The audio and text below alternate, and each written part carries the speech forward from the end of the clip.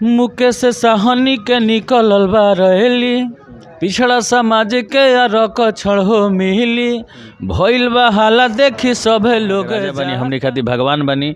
आ एगो उतरल बनी ये धरती पर ए निषाद जितना निषाद समाज बा ओकरा के छोड़ चाही फिलहाल मोदी जी इहा बा सवाल, अरक छोड़ चाही फिलहाल। नमस्कार, मैं हूं जयप्रकाश कुमार और आप देखना शुरू कर चुके हैं की न्यूज। जिस तरीके से बिहार में मुकेश सहनी रैली पर रैली कर रहे हैं और अपने निषादों का हक के लिए बात कर रहे हैं और सरकार से कह रहे हैं कि हमें निषाद आरक्षण दे दीजिए और हम आपके साथ देंगे, समर्थन देंगे। इस पर हमारे साथ बात करने के लिए हैं भोजपुरी इंडस्ट्री के कलाकार ओम प्रकाश सहनी जी।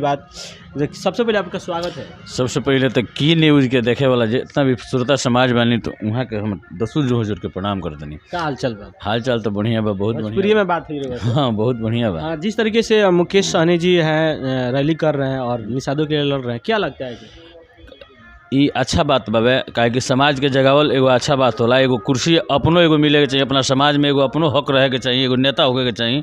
ऐसे भी तो मंत्री जी अच्छा काम करतनी और अच्छा ऐसा ही करत रही, साथे सब लोग बा, समाज साथे बाबे।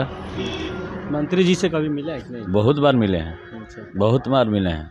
क्या गाना बना है मंत्री जी के लिए? बहुत गाना निषादों गाए के हैं। लिए जैसे गाना गाए थे मुकेश सहनी के निकलल बा रैली, पिछड़ा समाज के रक छड़ो मिली, भइल बा हाला देखी सभे लोग जाता, दलित समाज से न जोड़े केहू नाता। देखो गाँव नगर गली गली शोर भइल बा, मुकेश सहनी के रैली गाँवे गाँव चलल बा। तो देखो गाँव नगर गली गली शोर भइल बा, मुकेश सहनी के रैली गाँवे गाँव चलल बा। ये गाए थे।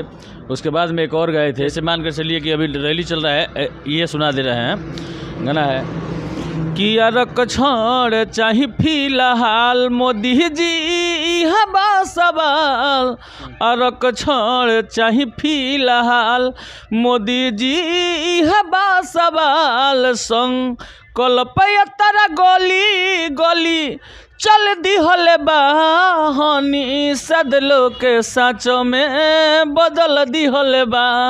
हाँ, अपना समाज के साँचों हूँ बदल दिहले बा। क्या लगता है मुकेश सहनी जी अपने समाज के लोग के कितना एकत्रित कर पाएंगे? क्या लगता है कि जो उनका जो चुनाव होगा समर्थन कितना मिल जाएगा? देखिए, मान कर चलिए कि अब आप हिंदी में बात कर रहे हैं तो अब हिंदी में हम भी बात कर रहे हैं। जैसे बात रह गया कि समाज काहे नहीं बदलेगा, जब सब लोग समझ गए हैं कि अपना हक में एक भी नेता और रहना चाहिए, तो ऐसे ही जैसे पहले बने थे फिर बनेंगे। अब कि उससे टॉपर क्लास के मतलब सीट मिलेगा, बहुत मतलब ज़्यादा वोट से। 2024 का जो चुनाव सामने है, चुनाव में मतलब उनका कैसा, मतलब किस पार्टी की ओर जाएंगे, कुछ कहेंगे इसमें? अभी तो हम नहीं बता सकते हैं, काहे कि देखिए बड़े लेवल पर बात है। जो मंत्री जी खुद अपने से सोचकर जहां अच्छा लगेगा वहीं न जाएंगे। हम लोग कैसे कह सकते हैं इस पार्टी से जुड़िए उस पार्टी से जुड़िए? जो मंत्री जी कहेंगे, जो मंत्री जी का अच्छा लगे वही काम होगा बस। और क्या गाना बनाए, कुछ गा दीजिए। देखिए, गाना तो अभी नहीं ज़्यादा बनाए हैं, लेकिन सही बताइए, 4 करोड़ का बस में बैठा बे महाराज, शुरू में जौन मेरा बस आई रहे नु तो डुमनिया पुल पर गए हमने रिसीव करे खातिर। हाँ, वहाँ से बैठ के पूरा ना गोपालगंज तक ले पूरा घूमनी हम पूरा। वही बेरा गए रहनी बम्बे जाके वहाँ के प्रचार गए रहनी। बसवा कैसन बा? बसवा बहुत तो ऊपर से बहुत लोग देख ले, लेकिन अंदर जाके बहुत लोग कमे लोग का मौका मिलल ना। उमें बहुत अच्छा बा, बहुत उमें फैसिलिटी बा, बहुत बढ़िया बा, व्यवस्था बिजोड़ बा, सब कुछ में सुते बैठे सब कुछ के व्यवस्था बा। बहुत लोग कहता है कि सोना के सीट नहीं बा। हाँ, सही में सोना है कि सही में मैं महाराज सही में सोना बाबे।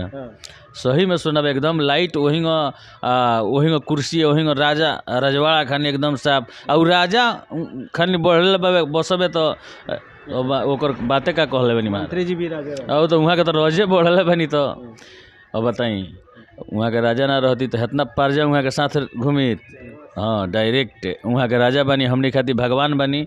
आ एगो उतरल बनी ये धरती पर ए निषाद जितना निषाद समाज बा ओकरा के तारे खातिर।